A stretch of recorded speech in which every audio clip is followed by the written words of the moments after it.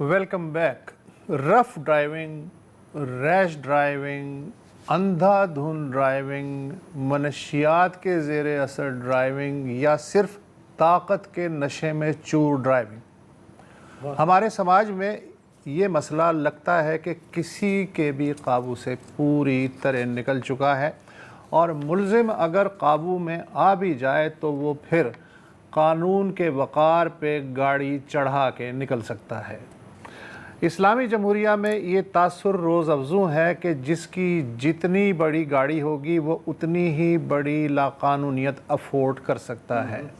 یہاں کوئی بھی انسانی جان کروڑوں روپے کی بے لگام گاڑی سے زیادہ قیمتی نہیں ہو سکتی۔ اب یہی دیکھیے کہ گزشتہ جمعرات اور جمعے کی درمیانی شب کراچی کے علاقے ڈیفنس میں سی ویو روڈ اور خیابانی بخاری کے جنکشن پہ ایک موڑنے والی سوزوکی کلٹس میں بیٹھے 3 افراد کے وہم و گمان میں بھی نہ ہوگا کہ اسپیڈ بریکر ہونے کے باوجود ایک black review double cabin 100 kilometre سے زائد کی رفتار سے ان کی گاڑی کو کھلونے کی طرح اڑاتی ہوئی فرار ہو جائے گی۔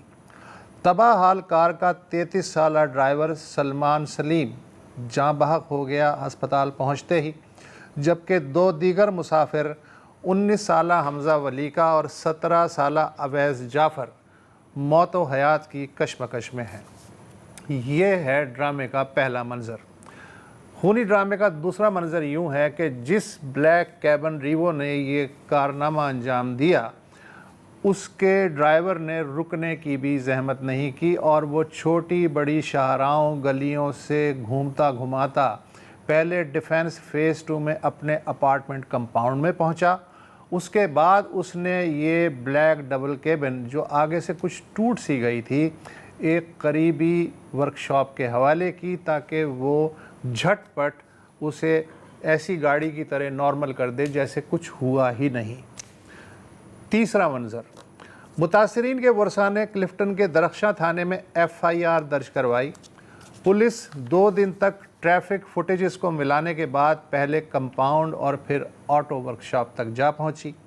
معلوم ہوا کہ ڈبل کیبن کو بلوچستان کی سب سرکاری نمبر پلیٹ لگا کے چلایا جا رہا تھا، جبکہ یہ نمبر پلیٹ دراصل کسی اور چھوٹی سرکاری گاڑی کی تھی، کلٹس کی میرا خیال ہے۔ جی، ڈبل کیبن کی اوریجنل شناخت ڈیش بورڈ میں رکھے کاغذات سے ہوئی، پھر ملزم کی بھی شناخت ہو گئی اور شناختی کارڈ کی بھی کاپی مل گئی۔ یہ موصوف بلوچستان کے نصیر آباد ڈویژن میں ڈیرہ مراد جمالی سے تعلق رکھتے ہیں۔ نام ہے ان کا نعمان علی ولد حکمت علی۔ کراچی پولیس کو شبہ ہے کہ ملزم فرار ہو کے اس وقت بلوچستان میں کہیں ہے۔ انہی نعمان علی کے ایک کزن یا بھائی دانش علی کے بارے میں بتایا جاتا ہے کہ 2 برس پہلے کوئٹہ میں ایک سرکاری نمبر پلیٹ والی گاڑی چلاتے ہوئے اس وقت دھر لیے گئے جب انہوں نے ٹریفک قوانین کی پاسداری کی ناکام کوشش کروانے والے ایک ٹریفک سارجنٹ کو اتر کے بھری سڑک پہ بری طرح مارا۔ ملزم دانش علی کو تھانے لے جایا گیا اور پھر معافی تلافی ہو گئی۔ کراچی میں بلیک کیبن سڑک پہ اڑانے والے نعمان ہو یا کوئٹہ میں ٹریفک سارجنٹ کو تشدد کا نشانہ بنانے والے ان کے بھائی دانش، دونوں کے بارے میں کہا جاتا ہے کہ وہ بلوچستان کے رکن صوبائی اسمبلی اور پارلیمانی سیکریٹری برائے ٹرانسپورٹ لیاقت لہڑی کے نیفیوز ہیں۔ اس کا یہ مطلب ہرگز نہیں کہ ہم عزت مآب لیاقت لہڑی صاحب کو اس معاملے میں خواہ گھسیٹنے کی کوشش کر رہے ہیں۔ اگر آپ فوٹیج سب نے دیکھی ہے، 1000 بار دیکھی ہے، میں تو کہتا ہوں ریکلس ڈرائیونگ تو بہت چھوٹے کم ہے اس کے لیے۔ یہ ایک طرح سے اٹیمپٹڈ مرڈر ہے۔ آپ دیکھیں جس طرح یہ بیچ میں ایک سپیڈ بریکر بھی ہے اور سپیڈ بریکر سے اوپر اڑتے ہوئے جاتے ہیں، اور یہ مین سی ویو روڈ میں ہیوی ٹریفک۔ حیران کن بات نہیں ہے، سوری مجھے یہ نہیں کہنا چاہیے۔ اس شہر میں آپ کو اور اس ملک کے کئی شہروں میں آپ کو سیٹ بیلٹ نہ پہننے پر آپ کو چلان آپ کا کٹ سکتا ہے۔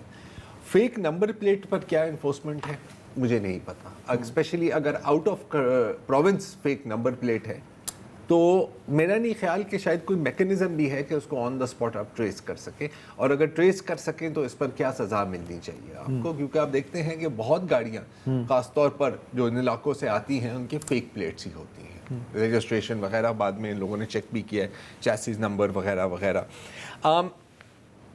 حادثے کے بعد, ایکسیڈنٹ کے بعد ان لوگ بندے کو کچل کے بعد یہ جاتے ہیں ریپیئر کرنے. اب اگین میں جانتا ہوں کہ میں کہوں گا بھی صحیح تو آپ ہنسیں گے یقیناً, لیکن کئی ممالک میں آپ اس طرح اپنی گاڑی کو ریپیئر کرا بھی نہیں سکتے. ہاں نہیں رائٹ, آپ کو مطلب ایک باقاعدہ ایک انشورنس رپورٹ چاہیے ہوتی ہے. اب ہمارے یہاں وہ انشورنس کا اتنا رواج ہے نہیں, اور اس کا مقصد کیا ہے؟ اس کا مقصد صرف یہ ہے کہ کہیں آپ کسی فیٹل یا کسی خطرناک ایکسیڈنٹ میں تو نہیں آپ انوالو تھے, اور اس طرح آپ نے گاڑی کو صحیح کرا دیا تو سارے اپنے ثبوت مٹا دیے.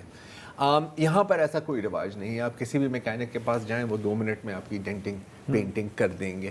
اب مجھے یاد بھی نہیں ہے کہ ہم نے اس طرح کے کتنے واقعے دیکھے ہیں, چاہے وہ کراچی ہو, چاہے وہ کوئٹہ میں ہو. آپ کو یاد ہے وہ ٹریفک کانسٹیبل مجید اچکزئی صاحب, محمود اچکزئی صاحب کے کزن تھے, اور وہ بڑا مقدمے کا اس وقت بھی بڑا شور ہوا تھا. ڈرائیور آگے کر دیا گیا تھا کہ یہ ڈرائیور چلا رہا تھا اور اس وقت گاڑی میں کوئی نہیں تھا. بہرحال یہ ہے وہ ہے, کوئی شور ہوا, ہلا گلا ہوا, کنٹراورسی بنی, پتہ نہیں پھر اللہ جانے کیا ہوا ہے. یہی ہے. اور باقی جو ہم نے کیسز دیکھے ہیں اس میں گھوم پھر کر مکمکا ہی ہوتا ہے. ایک مجھے یاد ہے کہ اب یہ ہم ہائی پروفائل کیسز کی بات کر رہے ہیں, مجھے ایک اور اسلام آباد کی کیس یاد آتا ہے جو ہم نے اگین یہاں پر کور کیا تھا, اور وہ بھی صرف اس لیے کیونکہ جو مقتول جو بندہ جس کی جان گئی تھی اس میں ان کے لواحقین نے بہت دفعہ اپروچ کیا تھا, کئی لوگوں نے اپروچ کیا تھا کہ پلیز ہمارا اور کوئی نہیں ہے ہماری بات سننے والا. اور یہ تھا کہ ایک جوان تھا اور وہ اپنی موٹر بائک پہ گھر آ رہا تھا, وہ جم انسٹرکٹر تھا, وہ پورے اپنے گھر کو چلاتا تھا, اور ایک گاڑی نے اس کو کچل کے آگے نکل گئے. وہ بھی کسی اثر و رسوخ کے بندے کا بیٹا تھا یا وہ احتساب والی جو خاتون تھیں, کیا نام تھا, احتساب کے دفتر کی وہ تھیں, مجھے یاد نہیں ہے, لیکن اس کیس میں بھی کئی سال تحقیقات چلی. حالانکہ وہ بندہ اپنے انسٹاگرام اور اپنے ٹک ٹاک پر باقاعدہ اپنی اپڈیٹس بھی دے رہا تھا کہ یار میں ابھی فرار ہوا ہوں, یہ ہوا وہ, یہ ساری چیزیں ڈاکیومنٹڈ ہیں, لیکن پتہ نہیں کیوں وہ ٹریس نہیں ہو سکا. شاہزیب, آپ نے بھی یہ سب کچھ دیکھا ہے؟ جی ہاں باس, دیکھو یہ بہت ہی ایک مجھے تو بہت ایک یہ دردناک چیز ہے, کیونکہ جیسے ہم کہتے ہیں کہ ٹیسٹ کیس, ہم کتنی دفعہ ہم کہہ چکے ہیں یار یہ ٹیسٹ ہے نا. تو اب یہ اس میں تو ظاہر صاف نظر آ رہا ہے کہ بالکل ایک ڈینجرس ریکلیس ڈرائیونگ ہے. ایک بظاہر ایک بااثر شخص ہے جو یہ کرتا ہے اور غائب ہو جاتا ہے, اس کی کوئی اکاؤنٹیبلٹی نہیں. ہمیں جو ٹریک ریکارڈ ہے ہم نے دیکھا ہے ایسے کیسز کا, آپ نے جن کا ذکر کیا, وہ چاہے بلوچستان میں ہو, سندھ میں ہو, کہیں پہ بھی ہو, ہمیں پتہ ہے کہ اکاؤنٹیبلٹی کوئی نہیں ہوگی. یہ قانون کی گرفت سے ایسے نکل جائیں گے جیسے وہ مچھلی جو ہے وہ آرام سے پھسل کے کہیں سے نکل جاتی ہے اور ہم سب دیکھتے رہ جاتے ہیں. لیکن افسوس ہے ان 3 جانوں کا, ایک چلی گئی, 2 زندگی اور موت کی کشمکش میں ہیں. جو ہمارے ہاں روڈ سیفٹی پہ ہم نے جب بھی بات کی ہے, میں ہمیشہ لوگوں کو یہ یاد دلاتا ہوں کہ اتنے لوگ ہمارے ہاں دہشت گردی میں نہیں مرتے جتنا روڈ ایکسیڈنٹس میں مرتے ہیں. اور اس کی بڑی وجہ, جیسے وسعت بھی ابھی کہہ رہے تھے کہ ہاں بڑی گاڑی والا جو ہے وہ تو کہتا ہے کہ قانون جو ہے وہ تو میری جوتی ہے, وہ گارڈوں کے ساتھ بھی پھرتا ہے, وہ الٹی ڈرائیونگ بھی کرتا ہے, ببانگ دول کرتا ہے.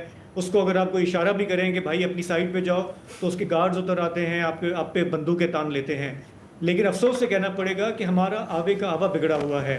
بڑا آدمی ہو, چھوٹا آدمی ہو, موٹر سائیکل والا ہو, جس کا جہاں پہ پیچ لگتا ہے وہ کر دے گا.